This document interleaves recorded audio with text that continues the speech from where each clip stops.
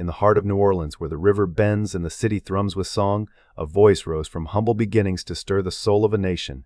Mahalia Jackson's life unfolded against a backdrop of hardship and hope, her spirit nourished by the hymns sung in wooden pews and the resilience of a community bound by faith.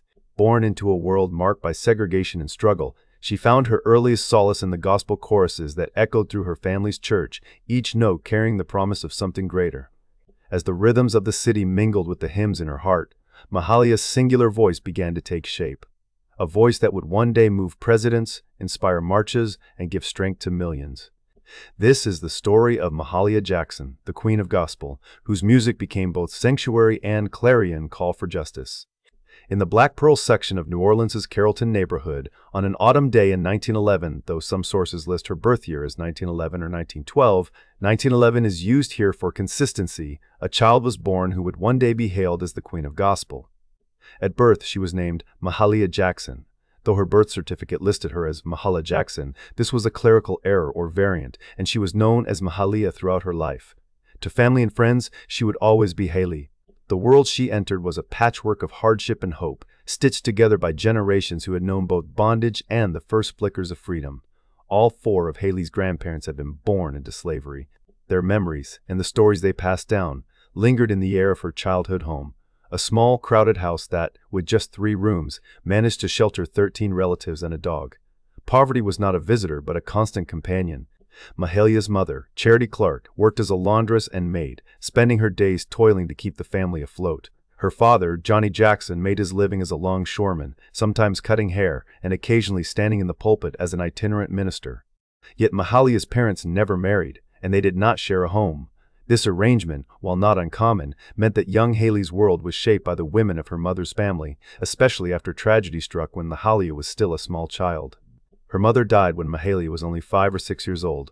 The loss was profound, and from that moment her care fell to her aunt, Mahalia Duke, Clark Paul.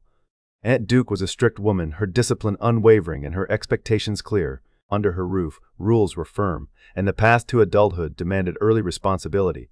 Haley's childhood was marked by challenges that went beyond the struggles of poverty. She suffered from bow legs, a condition that made walking difficult and left her in pain. Surgery might have offered relief, but such medical care was far beyond the family's means. Instead, she learned to move through the world with determination, refusing to let her physical limitations quiet her spirit. Despite her youth, Mahalia was expected to work. Schooling was a brief chapter in her life. She left early to join her mother and other women in scrubbing clothes for wealthier families. The rhythm of washing and wringing, the ache of labor, became part of her daily life. Yet, even amidst these burdens, Haley found moments of joy and wonder. New Orleans thrummed with music. The streets outside her home echoed with the cries of vendors, the songs of railroad workers, and the brassy exclamations of parading bands. Jazz pioneers like Kid Ory, Joe Oliver, and Bunk Johnson were transforming the city's soundscape, and their music drifted through open windows and bustling marketplaces. Although Aunt Duke forbade blues records in the house, believing them unfit for the family's ears, Mahalia absorbed the spirit of the blues at church socials and from neighbors. She listened intently, learning from the world outside her doorstep. Some evenings, as dusk settled over the city, Haley would slip away to hear the songs that filled the air. Her favorite artist was Bessie Smith, the Empress of the Blues, whose powerful voice left a lasting impression. On one unforgettable occasion, Mahalia saw Bessie Smith perform live, a memory that remained vivid throughout her life. But it was within the walls of Mount Moriah Baptist Church that Haley's own voice first took flight. The church stood as a pillar in her community, a place where faith and music were woven tightly together. Her grandfather, himself born into slavery, served as a preacher there, and the sanctuary was filled with the warmth of family and shared tradition. Mahalia began to sing in church when she was just a small child, joining the children's choir at the age of 4. Her first public performance was as a member of the youth choir, where her voice, clear and resonant, quickly caught the attention of the congregation.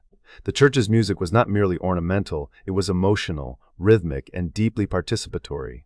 The traditions of Black church music in New Orleans, shaped by both Baptist and Holiness Pentecostal influences, encouraged everyone, young and old, to clap, shout, and let the Spirit move them. Within this vibrant atmosphere, Haley learned to channel her feelings through song, to let her voice rise above hardship and sorrow. The adults around her recognized that this was no ordinary talent. Relatives would whisper predictions that Haley would one day sing for royalty. The faith placed in her was not just familial pride, but a recognition of something rare and precious, a voice capable of moving hearts and lifting burdens. The music that surrounded Mahalia was a tapestry of influences, sacred and secular. While her aunt's rules kept the blues at bay within their home, the pull of that music's raw emotion was undeniable. Even so, from an early age, Mahalia developed a conviction: she would use her gift for gospel. She believed that gospel music was a source of hope and healing, and she resolved to sing only those songs that could lift others the way they lifted her. The world outside her church and family was not always kind. The legacy of slavery, the daily grind of poverty, and the realities of segregation formed the backdrop of her upbringing. Opportunities for black children, especially girls, were limited by the circumstances of race, class, and gender. Yet within the church, Mahalia found a sanctuary and a stage. It was here that she discovered the power of music to transcend boundaries. Gospel was not just performance, it was prayer, protest, and promise. In the evenings, as the city's songs faded into the night, Haley would sometimes reflect on the stories told by her elders. The pain of the past was never far away, but the music they made together was a declaration of resilience. Every Sunday, as voices soared in harmony and feet stomped the wooden floors, Mahalia felt herself part of something larger, a continuum of struggle and survival, faith and celebration. The church community, tight-knit and nurturing, saw in her the hope of a new generation. As Mahalia grew, so too did her devotion to gospel music.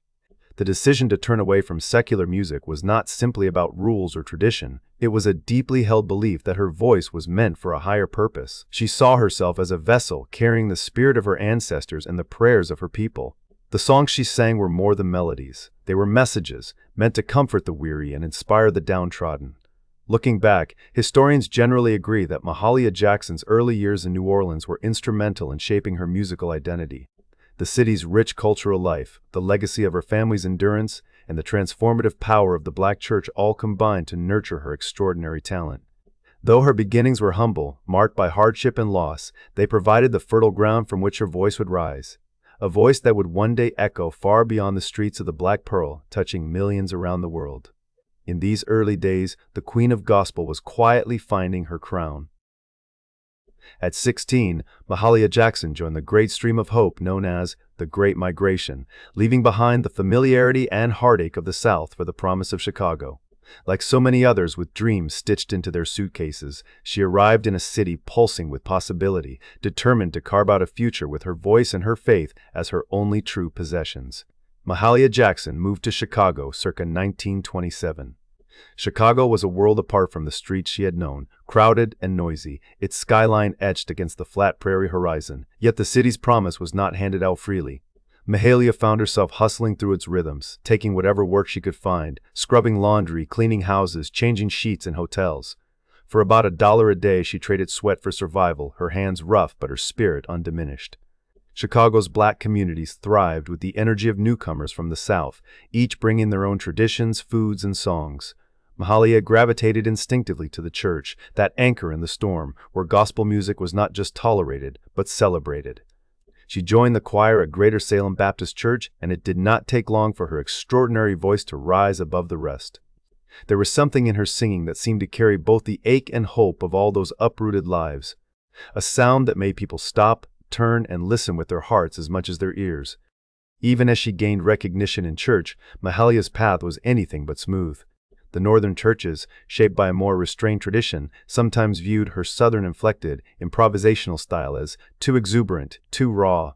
Where Mahalia wanted to let the Spirit move her, letting her voice soar, her body sway, and her hands clap, some congregations expected decorum and dignity above all. The tension was real. Some audiences embraced her, while others felt her performances belonged more to the small, fervent Pentecostal churches than the larger, more conservative sanctuaries of Chicago. Yet Mahalia could not and would not stifle the sound that came so naturally. She sang as she had always sung, full-bodied, emotional, unashamed.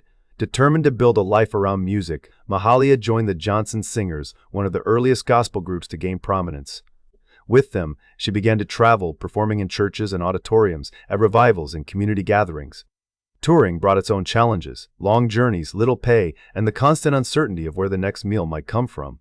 Still, for Mahalia, these tours were a chance to hone her craft and connect with audiences who recognized something of themselves in her songs. Each performance was a testament to her resilience and her belief that gospel music could be both a balm and a rallying cry. It was during these early Chicago years that Mahalia crossed paths with Thomas A. Dorsey, the man who would come to be known as the father of gospel music. Their meeting in 1929 marked the beginning of a partnership that would shape the very sound of gospel itself and would last well into the late 1940s and early 1950s. Dorsey, a composer and innovator, saw in Mahalia not just a remarkable voice, but a partner who could bring his compositions to life with a depth and passion few others possessed. Together, they crafted a style that blended the roots of spirituals with the improvisational energy of jazz and blues, a hybrid that would soon define an era. Mahalia became the vessel for Dorsey's songs, and in doing so, she helped transform gospel music from a regional tradition into a national force. The early 1930s brought Mahalia her first taste of recording, though the path was anything but easy. In 1931, she stepped into the studio to lay down her first gospel tracks, but the world was not yet ready. The Depression made every opportunity feel precarious, and her initial record deal failed to launch her into the spotlight. For years, Mahalia hustled from performance to performance, singing at funerals, leading revivals, offering her voice at political rallies, often working odd jobs in between just to keep afloat. Despite these setbacks, she remained steadfast in her commitment to gospel music. Offers came her way to sing secular songs, to take the easier, more lucrative path, but Mahalia's resolve never wavered. She believed her voice was given for a purpose. That gospel full of sorrow and joy, struggle and hope was her calling, not just her talent. Making a living from music alone was nearly impossible, so Mahalia turned her entrepreneurial spirit to other ventures, opening her own beauty salon. The salon was more than a means of survival. It was a place where the community gathered, where stories were exchanged and dreams encouraged. It helped her stay afloat when music could not pay the bills, and it gave her the independence to keep her promise to herself. She would sing only gospel, no matter the cost. Mahalia's early recordings from 1937 into the early 1950s captured the evolving sound that would become her signature. Drawing on her New Orleans upbringing, she infused her gospel songs with jazz phrasing and improvisational flair, while always grounding them in the deep well of spiritual tradition. The result was a style both rooted and revolutionary, a sound that carried echoes of home even as it reached for new horizons. Yet even as her artistry grew, commercial success remained elusive. When she began recording for Apollo Records in New York in 1946, her initial singles did not sell well. The industry was slow to recognize the power of gospel, and the wider world had yet to open its doors to a woman who sang with her whole being. Everything changed in 1947. That year, Mahalia entered the studio and recorded "Move On Up a Little Higher," a song that would become a phenomenon. Its message of perseverance and hope resonated with listeners far beyond the church pews, and its success was unprecedented. The record sold millions, breaking barriers not just for Mahalia but for gospel music as a whole. Suddenly, the world was listening. Invitations poured in for radio appearances, television spots, and performances at venues that had once seemed unimaginable, including the hallowed stage of Carnegie Hall. Mahalia's voice, once confined to the choir stands, now soared over national airwaves, finding its way into hearts across the country. With fame came new challenges. The pressures of the music industry, the weight of public expectation, and the ever-present realities of race and gender in America meant that Mahalia's triumphs were hard-won. As an African-American woman, she navigated a world that often underestimated her, yet she refused to compromise her principles or her sound. She carried with her the lessons of her youth, the discipline of Aunt Duke, the faith of her grandfather, the resilience of her mother, and channeled them into every note she sang. By the end of the 1940s, Mahalia Jackson stood at the threshold of stardom, her journey from the choir stands of Chicago to the pinnacle of gospel music, a testament to her unwavering faith and unyielding spirit. She had risen above every barrier, her voice a beacon for all who longed for hope and belonging. In every performance, she offered not just a song, but a piece of her soul, a living reminder that greatness is born not just from talent, but from the courage to stay true to oneself no matter the odds. Mahalia Jackson's voice, once a beacon in church choirs and small gatherings, soon echoed through the grandest halls and across continents. The song that introduced her to the world, "Move On Up a Little Higher," did more than top the charts. It broke open doors that had long been closed to gospel music, selling millions of copies and launching her to international fame. In the years that followed, Mahalia's rise was meteoric, yet her feet remained firmly planted in faith. As the Queen of Gospel, she recorded over 30 albums, many for Columbia Records, and earned a dozen gold records, a testament to her singular influence and the profound power of her sound. As her fame grew, Mahalia's artistry deepened.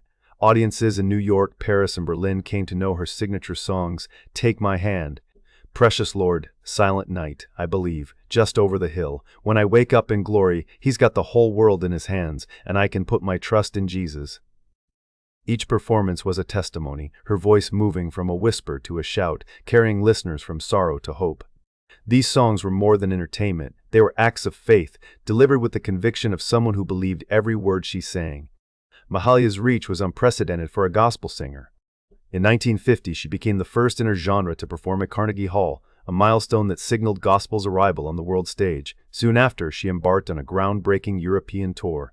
In France, she was hailed as the Angel of Peace and awarded the Grand Prix du Disque by the Academy Charles Cros, a rare honor for any American artist, let alone a black woman singing gospel. Her concerts drew crowds usually reserved for the world's great opera singers, and her records sold in numbers previously unimaginable for spiritual music. For many in these audiences, Mahalia was their first encounter with gospel, a music of struggle, hope, and transcendent faith. Radio and television soon followed. At a time when African American performers were often denied access to mainstream media, Mahalia broke barriers by hosting her own radio and television shows. These platforms brought her music and message into homes across the country, further amplifying her influence. She used this newfound visibility not for self-promotion, but to share the spirit of gospel and the promise of redemption it carried.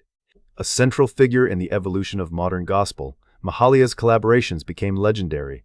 Her partnership with Thomas A. Dorsey, already known as the father of gospel music, spanned over 2 decades and helped define the genre itself. Together, they took the spirituals of old and blended them with the rhythms of blues and jazz. Mahalia's interpretation of Dorsey's compositions brought new life to psalms like "Take My Hand, Precious Lord," transforming them into anthems that resonated far beyond church walls. She also worked with artists from other traditions, including the celebrated Duke Ellington. These collaborations, along with her unmistakable delivery, helped shape not only gospel but also the rise of rock and roll, soul, and Motown, influencing artists for generations to come. But Mahalia was never tempted by fame's usual trappings.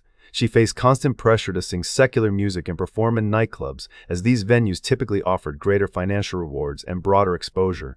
Yet time and again she refused, remaining steadfast in her commitment to gospel. For Mahalia, singing was an act of worship, not just entertainment. Her faith was not an accessory, it was the foundation of her life and artistry. Even as doors opened to lucrative opportunities in popular music, she turned her back on them, unwilling to dilute the message she believed was her calling. Her principles extended beyond music. Mahalia used her position to challenge the color lines of her era. She was a pioneer, performing for integrated and secular audiences at a time when legal and social barriers still divided much of the country. When invited to sing before segregated crowds, she refused. Her insistence on equality set an example for other artists and made a quiet but powerful statement in an age of injustice. Mahalia's presence on stage was not just about music, it was about insisting on the dignity and humanity of every person in her audience. As the civil rights movement gained momentum, Mahalia's role became even more profound. She was not merely a supporter but an icon of the struggle. When activists gathered for the Montgomery bus boycott, the prayer pilgrimage for freedom, and the March on Washington, Mahalia's voice rang out, offering comfort, courage, and hope. She became a familiar presence at rallies and marches, her songs binding together crowds of thousands, black and white, young and old. At the March on Washington, it was Mahalia who sang, "I've been buked and I've been scorned," just before Dr. Martin Luther King Jr. delivered his "I Have a Dream" speech. In moments of both triumph and tragedy, such as at Dr. King's funeral where she sang, "Precious Lord," her voice became the nation's lament and its prayer. Mahalia's friendship with Dr. King was genuine and deep. She performed at Southern Christian Leadership Conference fundraisers and lent her voice to countless events supporting the movement. She did not limit her activism to song, she gave generously to the cause, both financially and artistically. Her life stood as a testament to the belief that faith and justice were inseparable, that the struggle for civil rights was itself a spiritual calling. The impact of Mahalia's work rippled outward, leaving an indelible mark on American music and culture. Her unique style melding gospel's fervor with the improvisational spirit of jazz and the soulfulness of the blues became a template that would inspire countless artists across genres.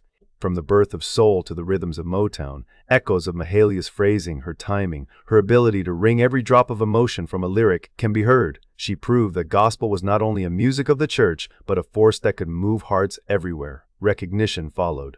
Mahalia received numerous awards, including multiple Grammy Awards, 2 of which were given after her passing, and was inducted into the Rock and Roll Hall of Fame. These honors, however, only hint at the true measure of her influence. For every official accolade, there were thousands of lives touched. People who found hope in her songs, activists who drew strength from her courage, young singers who followed her example of uncompromising faith. Through all the acclaim, Mahalia never lost sight of her purpose. She believed that her gift was meant to lift up the weary and bring comfort to the afflicted. In a world torn by segregation, poverty, and violence, she offered a vision of unity and love. Her music was both a balm and a rallying cry, a reminder that faith could move mountains and that even the most humble voice could change the world. Mahalia Jackson's story is not just that of a remarkable singer, but of a woman whose unwavering convictions, boundless talent, and deep compassion transformed both her art and her times. The Queen of Gospel stood at the crossroads of faith, fame, and influence, and from that place she sang a new world into being, one note, one prayer, one act of courage at a time. In the final years of her life, Mahalia Jackson's unwavering spirit shone as brightly as ever, even as her health began to decline. The demands of decades on the road, the relentless pace of recording, and the emotional weight of her work had taken their toll, but Mahalia pressed on. Through the late 1960s and early 1970s, she continued to grace stages and recording studios, her voice as stirring and full of conviction as it had always been. Those who saw her perform in those last years witnessed a singer whose body might have been weary, but whose soul remained undiminished. Each note she sang a testament to the faith and resilience that had carried her from the crowded streets of New Orleans to the world's grandest halls. In 1971, while on tour in Munich, Mahalia's health failed her in a dramatic and public way. She collapsed far from home, and the incident made clear the severity of the heart troubles that had shadowed her in her final months. Despite medical efforts and her own determination, Mahalia's journey came to a close on January 27, 1972. She died of heart complications in Evergreen Park, Illinois, at the age of 60. Note: some sources list Mahalia Jackson's birth year as 1911 or 1912, but 1911 is used here for consistency. The news reverberated around the globe.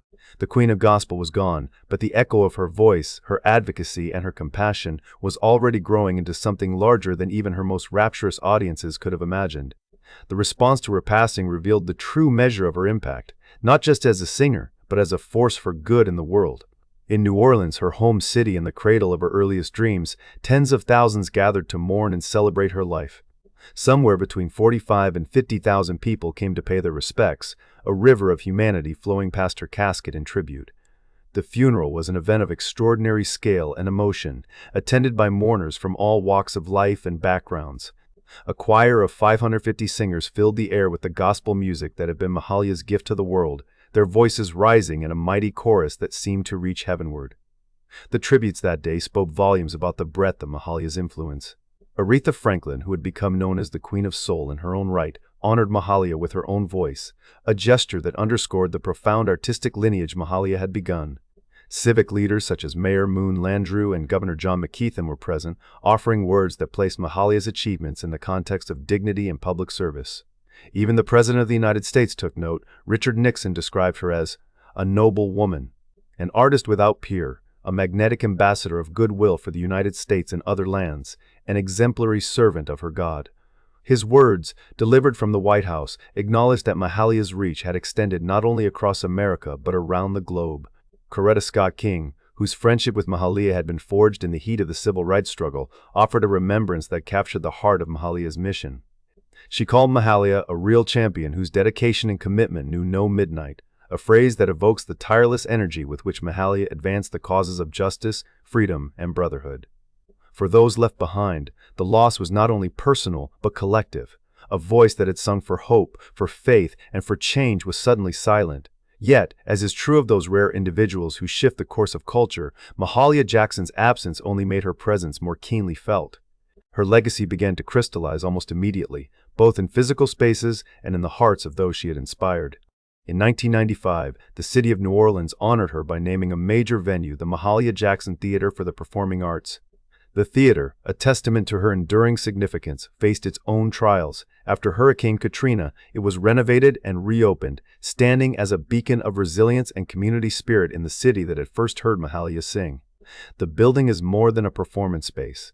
It is a living memorial, a place where the arts and the spirit of uplift that Mahalia embodied are celebrated anew with every concert. But the truest measure of Mahalia's legacy is not found solely in bricks and mortar, or even in the formal ceremonies that mark her anniversaries. Her enduring influence is most powerfully felt in the evolution of American music and culture itself. Mahalia's artistry shaped not just the world of gospel, but the sound and spirit of popular music in the decades that followed. Artists like Aretha Franklin, Della Reese, Albertina Walker, and Mavis Staples have all cited Mahalia as a foundational influence, and their own careers bear the unmistakable imprint of her style.